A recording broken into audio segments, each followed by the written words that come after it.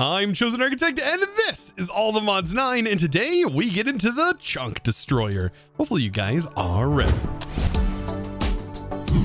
Now today is the big day. Yes, we are going to get into the Quarry Plus mod, and this has to be one of the most insane quarry mods I've ever played with. Because that's right, we are going to be making the infamous Chunk Destroyer. This thing right here is absolute insanity in how it clears out chunks, and we're going to talk about that later on after we get this thing crafted up, as there's a few prerequisites that I've got to sort of get together before we really can put this thing to work. Now, step one, we need nether stars. So I'm going to have to kill the wither a few times, but there's a couple of things I can do that will make further wither killing a little bit easier. Now, it just so happens that two ways that we can actually farm nether stars are going to require us to essentially take down by hand at least 6 of them. So long as we do that, we will be able to not only get into mystical agriculture with this, but we can also use hostile neural networks to farm them as well. Now, at the end of the day, we may also need a physical wither farm, but that'll have to happen down the road. Now, the wither can be farmed quite easily, and I'm going to explain how we can do it underneath the portal to make this whole process go smoothly. Now, the portal is pretty much the exact same, so we should have the same infrastructure down below that should be able to house the wither just like you can do in vanilla Minecraft. Now, I want to demonstrate the best way I can, so this is directly underneath the portal. So the portal is a 5x5 basically at the bottom, and we want to be right in the center, and then we want to give a 2-block gap, which is this end stone right here, and then directly below that is where we're going to put sort of an obsidian outline. And that obsidian outline is going to start directly in the middle, and then we'll have 3 blocks in front of it, just like this, building what is essentially the bottom half of the wither. So now that we have that, we are pretty much ready to go, and what we should be able to do is place our soul sand just like this. And then when we place the skull, the idea is that the wither should be able to get caught in here. Now, there are plenty of other mods in here that allow you to trap the wither. Just like I have made my mob farm out of dark glass, you can actually do that as well. From the mob grinding utils mod, there's plenty of other options as well, even from industrial foregoing. But for right now, we're going to use the vanilla method because it's really, really easy, right? So I'll just place down the wither skulls, and let's let this bad boy rip. Now we want to grab our data model and then go ahead and get this set in here. Now the cool thing is with this also is that the wither itself typically is trapped. So we can just farm it here while it's trapped. It's not even going to hurt us. And voila, the wither is now done. Okay, so this is interesting. So we got from paraglider, we got 2 heart containers, increases the health by 1 HP up to 20 times. That is kind of crazy. We could use those from killing the wither. But we also just leveled up. And like I said before, 6 withers is what we're going to need. Funny thing, once we have 6 withers, we can also use this now to make nether star shards from mystical agriculture, right? So this will allow us to make nether star seeds. We need 4 for this, but we also need 4 for the crux. If we're going to farm this in world, we are going to need the crux. And this is also going to require wither souls, which is apparently a 35% drop chance. So there's a chance we won't get this out of 6, but it's pretty likely we will. But it's going to also need 2 nether stars. That's a total of 6, which is exactly what we need. Notice we did not get the things we needed from that. We didn't get those souls, but we are going to need those souls in order to get the crux. I've got a lot of killing to do. Now, there's one more thing that you might want to end up doing, at least I'm going to end up doing it, and I'm going to sacrifice Sir Cluckington. That's right, this is going to give me a wither rose once this little guy is, well, annihilated by the wither. Now, I'll say in total, that's not some bad loot. Like, we ended up getting the miniature yellow hearts, which, by the way, I believe we can actually farm these with loot fabricators, which makes getting into the bauble heart canisters mod insanely easy compared to what I remember it being in like older versions of all the mods. And then we also just get some free heart canisters. So increases maximal health by 1 up to 20 times. So we can use each of these up until we hit the maximum, which is the 20. Oh my, that gives us way more hearts than we had. That's insanely powerful in itself. And again, all you need to do is farm up 6 of these, right? So it looked like just farming 6 of them was enough for us to be granted with those hearts. And that just levels us up even further. Oh boy, I have a feeling that once we get into the Baubles mod, that we're gonna have so many hearts. I don't even know what we're gonna do with them all. Now I should be able to just simply put our wither data model in here. It is going to cost a bit of power.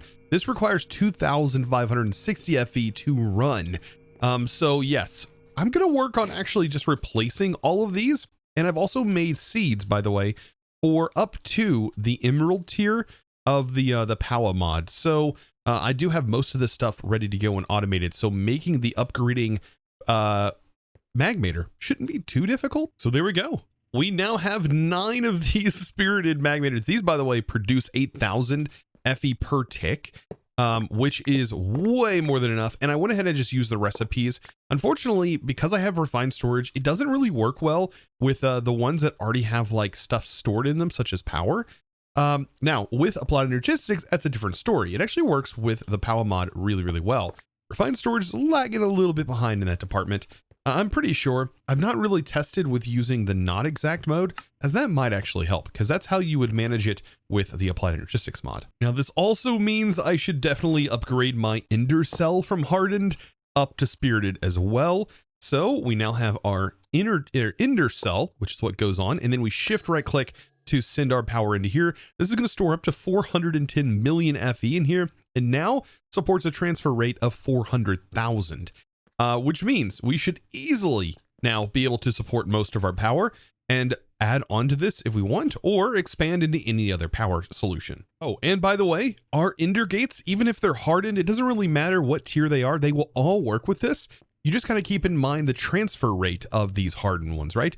The transfer rate is 5,000. So anything that's going to use less than 5,000 is going to be fine with just those hardened ones. And then we can keep going up. Like, for example, blazing supports 20,000.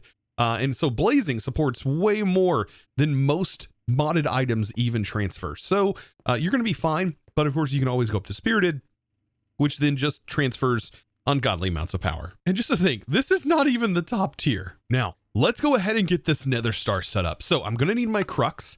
So we'll have the crux, and I'm going to show you how to use this in world for this crux. But we're also going to need to make our seed. And that is just as simple as putting in our insanium in here, and that should allow us to craft up a seed. Doesn't really matter what side we put this on, but this is going to craft up a nether star seed, our first one. And there we have it. That's going to get sent here. And now we have our first crux related seed. And that's where I want to put things over here. Now I don't have it fully set up just yet, as I still have to place all my lily pads, but I lowered this down one more. So the lily pads are going to go on this block layer, and the crux needs to go directly underneath the crop. So I believe it has to go directly underneath. It may be able to go a little bit lower, but we need to go right underneath the center point here. And that's easily figured out by going, okay, here's the water. 1, 2, 3, 4. This is the center, I do believe. And so line herself up right here. And this should be where the crux goes. So let's place our crux. And it is going to go right there. Perfect. And then I just need to get the lily pads down, and we should be able to start growing our nether star seeds. Now with all of the lily pads in place and my FPS slowly dwindling, we can now get out of here and head back up and plant our first seed, which should have no problem being processed in this way. And it is going to go directly underneath here. I will need to get my upgrades on this, but yes, let's go ahead and grow. There we go. And we'll place our first seed, and that is going to grow and grow and grow. And then this is just going to harvest it, just like all the other seeds. By the way, I did figure out a clever solution so I don't have to remove my card. I'll just simply filter here with a deny card. So we should be able to now, with the priority set lower, we should be able to now prevent this from just trashing the items that this gives us. And so all I have to do is go, okay, what's the item we're getting, which is the essence. And I just drag the essence in here. And now we should see that essence build up, and then we can set our filter that way. So this is perfect. And then we just need to go back in here and remove this. And then I can go ahead and, for example, put my nether stars in there, and that is going to start building up nether stars. Now back over to our predictions. We want to make sure that we insert the prediction and basically tell it, hey, make sure you're giving me the stars. And there we go. we are set up and ready to go. We have 2 methods now that are just generating nether stars for us. So now that I have power and now that we have our stars, this whole process should be pretty seamless. I should now be able to get into the Quarry Plus mod, and well, let's take a look at the interesting way that you craft this. And if I remember, this is how Buildcraft used to be. We sort of had this laser sort of setup, but in this case, I'm pretty sure it's just the workbench we need. We don't need any like laser situation here. We just need to simply give the workbench some power and just have the workbench. So this is the workbench from this mod. And I did go ahead and add another layer up here. So I should be able to work from this up here. And I'm just going to go ahead and place this down. So now for the fun part, the crafting and making sure we have all of the items required for these things. Now, as far as the chunk destroyer goes, I think as soon as we have one, that's going to be plenty for me, as it is insane how it works, and I cannot wait to show you.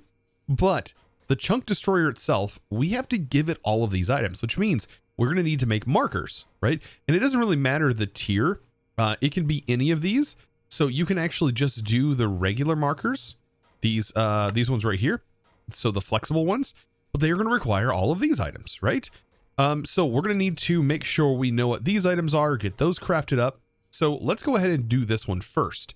So I'm going to go gold, iron, and I like to go ahead and mark these by hitting A over here. And so long as I know what all items I'm going to need, I can just put a stack of them in. Because they're items that we all have on tap, we can just generate them. We should be able to easily just put a stack in. Now, yes, I will say this is a very funky way of doing this, but notice we now have the selection mode. So we want to select, and I didn't add any power to this, by the way, just so you know. No power has been added. It is running without power. I think it goes faster though if I do put the power in, and notice it is almost instantaneous. So it will run without power, but it's better to put power in. And look how fast I'm able to just click this. So that's just for these flexible markers. So we are going to need the pump, and we're also going to need the quarry itself. So these are all going to require their own items, and I think we need multiple of these items. Notice, by the way, for the pump, you're going to need 512 glass. And that's for the pump. And I believe for the chunk destroyer, we need 2 of them. Now down here, I've done this really cool thing where you set up a requester. A requester is a way that we can tell our refined storage to keep something in stock. And so I have glass set to be kept at 2028, which is just a nice factor. And so I have the glass being produced, and then I went ahead and upgraded my furnace to netherite, put some speed upgrades on the import and export, and this thing is running incredibly fast now. By the way, that 512 is equal to 8 stacks of glass. And so here we go. I can craft a pump, and let's make that 2. And now for the Quarry Plus itself. And so there we go, Quarry Plus. And for this, we're going to need 3 of them. Exactly. And it looks like I've ran out of diamonds. They require a stack each. This is very diamond heavy. So yes, having some sort of mystical agriculture setup is going to be good, or even bees if you want to go through that process. So now here we go. These are the last few items that we need. So as you see, we needed to take on the wither, and we've had to pretty much go to the end and get a dragon head, even though there are ways you can potentially get one through the quests earlier. But here we go.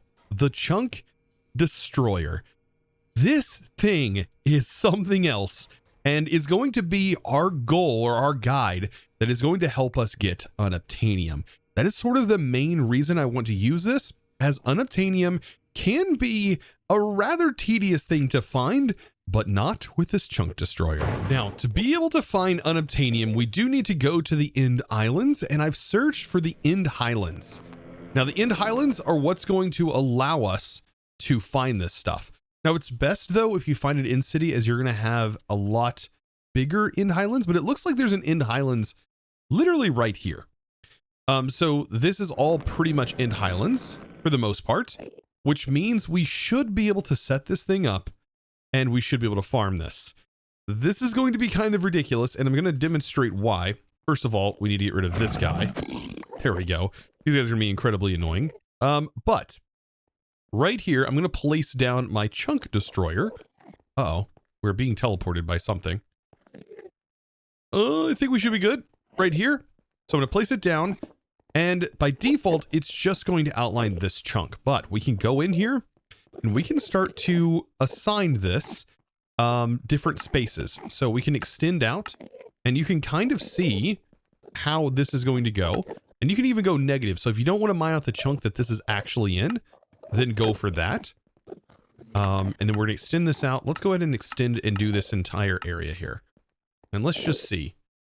So yeah, we'll go ahead and do this area that we see directly in front of us. And I'm going to show you how quickly this can mine it out. Now, to be able to contain this, it will automatically send the items to the inventory above it. So inside of here, I'm going to put 3 of the diamond stack upgrades, which is the tier 4, the max, and then I'm going to put an advanced void upgrade in here that is going to be set to allow. That way, whatever we start to see fill in here that I don't want, I can just have this void it. And I think this is all but ready. All we got to do is put an ender gate on here. That way it has some sort of power, I believe, and then hit start. And it's going to build out, and it's already going to start mining out the area. So as soon as this builds out, we are going to see how quickly it now quarries through the ground. That is it right now. It almost does an entire line all the way down to bedrock as it starts to scan through this area. And that is ridiculous. Now, I'm not too worried about the items building up in here, but I will get rid of instone. I don't think we're going to need all that much instone. And I'll also get rid of the instone dust, which comes from Gregstar. Outside of that, I can go ahead and let everything else build up in here. This container will hold several hundred thousands worth of blocks. You can see right here, 262,000 items to be exact. That is a ton. And I don't think we have to worry about anything for a while. But the thing that I'm interested in is being able to see the exposed material of unobtainium ore, just like this. And that is the thing that it does best, is it now gives me an easy way to see all of this ore. Now, I'm pretty sure this can go even faster if you feed it more power. I believe right now we are probably maxing out our power at the 20,000 RF per tick rate, which is fine because we are generating just a bit more than that. So we don't want to definitely go over the amount that we're generating, but given more power, this will probably go even faster. Now, just to prove a point even further, just look at this. Look, it's so easy. And it took no time at all, like 2 minutes, not even that, to clear out this entire area. And so we just have all of this exposed material here, which is really, really nice. And I can just simply now mine it, and we have unobtainium ore. Even though I can't really do much with the unobtainium ore just yet, at least we now have it. And I am mentioning we don't have a lot to do with it. And that's because we still need a template. And that template, well, it comes from somewhere else. And we're going to need to prep for that. Now, that is going to lead us into another dimension, and that's the other. And we've explored it just a little bit. By the way, this is how you can easily move thousands of items around. It's just a lot. It's a lot. And you can just pick this up, pick it up, and it's good to go. And now we have our chunk destroyer back, and we can place it down anywhere. I have tons of unobtainium now. So I need to prep up a few things. And so what my goal is right now is I think I want to run around this dimension looking for mythic mobs, because I think that's the one thing that separates us from greatness in the other and being able to successfully go through some of the dungeons.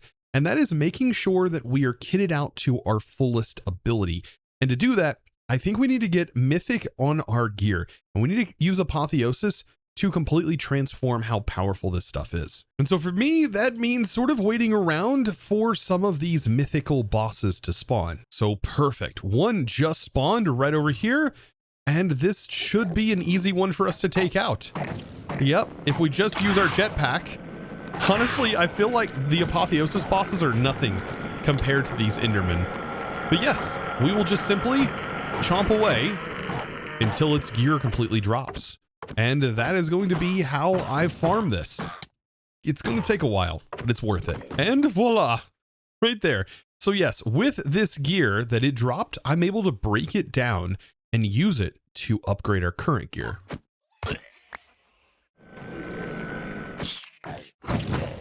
Now that I'm back, oh boy, do we get to take this gear and crush it down with the apotheosis mod. But I do want to talk about something that I ended up getting while I was out exploring, and that was the steadfast spikes. And this grants immunity to knockback, which is going to be very nice because I really hate the knockback effect where you get bumped around just from the slightest touch of a mob. And so this will prevent that, and we'll be able to move around much easier since we won't be lifted up off the ground. Now let's get apotheosing. So I'm going to take a couple of useless gems in my opinion. Oh, and crush them. Crush one, I guess. I do need exactly two. Let's turn off our magnet. So we'll toss this and we drop an anvil on it. That is going to give me some dust. Now, thankfully, after this point, I should be able to crush them inside of a reforging table. So a reforging table is going to allow us to reforge our gear. But I do want to upgrade this. We are going to need some arcane sands in order to do this. So we are also going to need a salvaging table. Oh, it looks like we're going to need a couple more gems at least to get started. Because I don't believe, let's see. It's only from the salvaging table do we get extras. So I probably should have made this thing first. By the way, the best way to search and look up your gear is to simply go in here and you can go ahead and use the hash symbol and then we'll say sockets. And this is going to show me all gear that currently has sockets, which most of the apotheosis gear is going to contain at least one socket. Now you may have some that don't have them, but for the most part, you should see all of your gear. That's probably one of the best ways of searching for this. Now, I needed the arcane sands, so I'm going to place this down, and that's where we can put these in here. You can put multiple items, and bam. Now we have the arcane sands, so we need to use this to upgrade our reforge table, and that's going to allow us to use the Godforge pearls. And there we go, reforging table, just like that. We should be ready to go. So we now have our salvage, which allows us to take all of our junk gear. Yes, I'm going to call it junk gear because I want to craft my own. So all I got to do is put it in here, all of this mythic gear, and we now have 15 Godforge pearls, which might be enough to do all of our gear. But if not, we will also have some arcane sands left over and we can mix and combine. Now, when it comes to making this gem dust, we can actually use these cracked. I figure the cracked is probably the best way that we can go ahead and get this stuff because these are usually going to be the lower tier gems. They're not going to have as high a stats as ones that are of better quality. Now, putting all of these in here should be more than enough gem dust to sort of get us by. And now it's time for the fun part. We need to take our gear, put in the Godforge pearls, and then we'll have ourselves some gem dust. And then over here, it tells us this is going to cost 5 gem dust. It's going to cost 2 forged pearls, and it's on the left that we're seeing this. And it's going to tell us how many enchanting levels, and each tier costs more and more. So that's something to keep in mind. Now, honestly, even the lowest tier usually is going to be more than enough to sort of get us by, especially at this tier. This is going to increase our health, our armor toughness. All of that stuff is going to get increased, which is just going to make things incredibly nice. Now, the two things getting modified, it looks like here, is going to be the armor toughness, and we can sort of see what gets modified on our gear. There's a lot of new things that get added. So, for example, just judging by our base gear, we can kind of see how this is increasing. So we have 6 armor and 5 toughness. With this top tier, we'll end up having 9 armor and 7.5 toughness. We'll also get 6 health, and we'll also get some more things that are added on here if we go, for example, to this tier, which will get like +3 luck and +10 armor, and this one right here is 8. And we also have some sort of other effect that happens at the very top that we need to keep in mind. So we'll end up inflicting blindness, and we'll also take less magic-based damage. We also have to worry about how many sockets do we get. And in this case, we get 2, but other pieces of gear will have different roles. And I have noticed that whenever you do select a role, it will reset every other piece of gear. So you want to find what is the best set or best one out of all of your pieces of gear before you go and decide to select one, because as soon as you do, that other one may not still be available. Oh my goodness, this book can even be set up with this, giving it even more cast time reduction by 50%. I don't even know if it can go that low. It's definitely worth doing. Like, what? With this all equipped, cast time? I was about to say, it's not even going to go that much quicker. There's no way. But it does. That's amazing. Okay.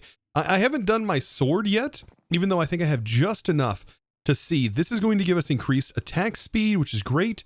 we're going to have armor pierce and fire damage. You know what? I'm going to go with it. I'm going to go with it. And then we also get, we gain speed on hit, and mob drops will teleport to me. I think that is perfect. Overall, if you want to see the stats on my gear, here they are. So we're getting an increase in armor, toughness, and armor from almost all of my pieces. And then we also get a couple of other bonuses. The only thing that I will preface is on my chest piece, it gives me innate elytra flight, which some may love and some may hate, but I love this insta health resistance and bursting vitality that we get granted, almost making us impenetrable, hopefully, even though I see us potentially dying. Thankfully, we do have Tombstone Soulbound on here just in case. And then down here, we have that really annoying step height. I think a step height of 1 is really good, but whenever you get a little higher than that, it can become kind of annoying, allowing you to step over things that you may not want to, especially when you're working with machines. But I think a 1 step height is not too bad, but being able to step over 2 blocks, it can get kind of annoying. Now, I can't forget to socket my gems. That is very important. So I've already socketed 1 gem on here, which was a really nice Warlord gem, and it gives me 10% attack damage. So how do I go about doing this? Well, I need to take a look at the actual gems. Some things it'll say it fits in. We need to make sure that it fits, for example, in a helmet. And I noticed this flawed one does not fit, or this particular Guardian gem does not fit in here. But this one right here, which says it fits in chest, heavy, leggings, shield, swords, and tridents, it also doesn't fit in my helmet. So the only one that did was this flawed Warlord one, which is interesting because I've kind of got this situated, and I think what I can do is I can put another of these flawed on here to increase my damage even more. So this will be pretty nice, or I got to make a choice. Do I want to put the extra damage, or do I want to get the 15% extra max health? That's pretty important as well. Both of them are really, really good, especially since we have so much health. 15% max health is really big. But you know what? For this particular case, I'm going to actually put on the extra damage. So this will give me 10% plus the 12.5%. And this is really where you really start min-maxing your gear. And it really starts to feel more like an MMORPG sort of thing. But it's really fun. And all of these pieces of gear do different things. I really like these gear pieces as they're going to increase all of my existing enchants by 1. And then this one right here is going to increase all of my protection and fortune by 1. That's amazing. This gem's also pretty unique. It's going to give me 5% to all total stats. That seems pretty powerful. Now, some gems you can't combine. For example, we have this one that is exactly the same as the Slipstream gem. And yeah, I noticed that I cannot apply it to my boots here, which is something important to keep in mind. Now, I don't know if it's because this is exactly a flawed version, and that's why. So I have 2 flawed you can't put in here, but in this case, I notice I can't combine them. So now with my armor all kitted out, I think we're ready to take on the other. However, movement is going to be difficult, but we should be able to figure that out. We do have a couple of movement spells that are going to make things not too bad, and the recovery time on this is not horrible. And we also have a horse mount that I think is going to make traveling through this dimension quite easy, but that is going to have to wait until next episode. So guys, I hope you enjoyed today's episode, and hopefully you learned something new. I hope you enjoyed that chunk destroyer. Let me know down in the comments below what your thoughts are on that chunk destroyer, because it is quite something. It's quite something. Guys, thank you so much. Click the subscribe button if you haven't already, and give this video a huge thumbs up. Oh, and now it's time to thank the amazing supporter of today's episode. And that amazing thanks goes out to Thomas W199. Thank you so much for your amazing support, by the way, over on the Discord and becoming a Discord premium member and supporting in one of the best ways possible. Guys, I thank you so very much. I hope to see you in the next one. And as always, thanks for watching. Bye.